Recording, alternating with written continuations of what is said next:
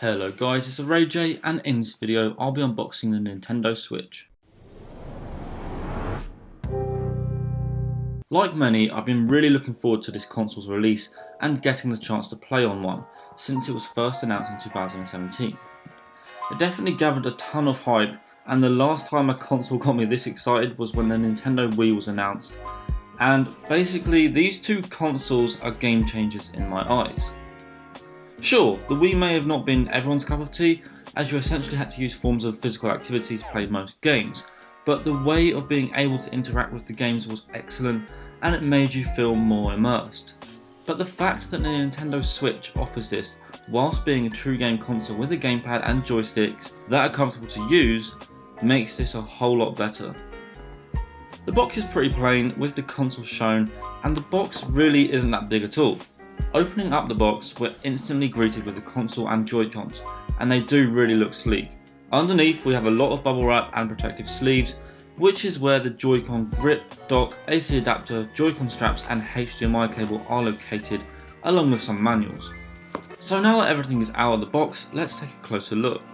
First we have the Joy-Cons. They're pretty damn small in my hands, but honestly it's comfortable to hold, and I can say after long periods of time actually using these, they are comfortable and live up to build expectations. The buttons feel excellent and are very tactile with nice click sounds, as you'd expect from a Nintendo gamepad.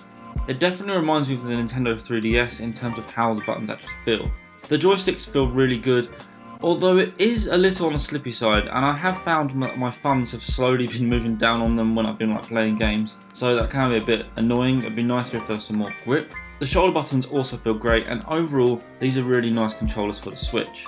I even love the little plus and minus buttons on them, and the texture used on these Joy-Cons, for one, looks great, especially in neon, and truly makes them feel great in the hand. Next we have the Joy-Con grip. This is where the Joy-Cons can slide into to form a controller. It feels pretty good, and it makes up for the fact that the console doesn't really come with a true gamepad. Though after long use it isn't the most comfortable, but it does do the job for sure. After this we have the Joy-Con straps. This is what the Joy-Cons connect to when you're just holding them in your hand for games like 1-2 Switch or Mario Party, just so that it makes them a lot more safer when you're holding them, so they won't be thrown about around the house. The AC adapter is just like any other, apart from it being USB-C, which is pretty handy. I'm glad that Nintendo actually took this route rather than using their own proprietary charging connection similar to the 3DS, because that probably would have been a bit annoying, and being USB-C means that the Switch certainly is more portable and it can be used worldwide. Just grab a USB-C cable and start to charge it. Again, the user manual is just any kind of manual you'd expect to operate a piece of technology, but it isn't actually that big either, which is fairly surprising for a game console. Now we've got the dock, where all of the home console magic happens. It feels pretty light and it's made of plastic, notably probably the cheapest element of this console, but at the end of the day it just holds the console in place, and that does the job for me just fine. It doesn't feel like it's going to fall apart or it's flimsy. On the bottom there are 4 rubberized feet so the dock won't slip and slide about. On the back there is a hinge with the Nintendo logo, which holds where the cables are plugged into and hides the cables, making it a tad bit tidy. As you can see, there is a USB-C connection, a standard USB connection and a HDMI port. Opening and closing the hinge is pretty easy and done like so. On the front we also have 2 USB ports for plugging in any external peripherals. And last but not least we have the Switch itself. It's quite a small device and definitely feels well made.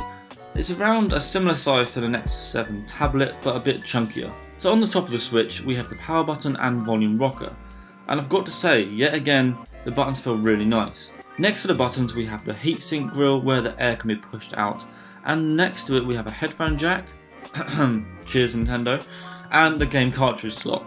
On the side you can slide the Joy-Cons in, and on the front hand side we've got the display, and below that we have the stereo speakers. Underneath you can find the USB-C charging port, and then finally on the back we have the air intake vents. Above this is the Switch logo, and then below the Switch logo is a flip stand to support the Switch up on a flat surface.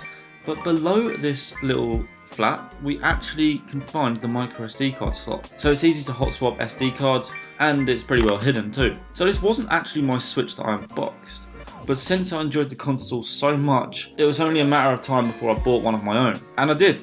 I got myself the neon version with the red and blue controllers, which is the one I had my eyes set on, and I absolutely love it. Stay tuned for future content as I will be releasing more videos on the Switch, and I hope you enjoyed this video.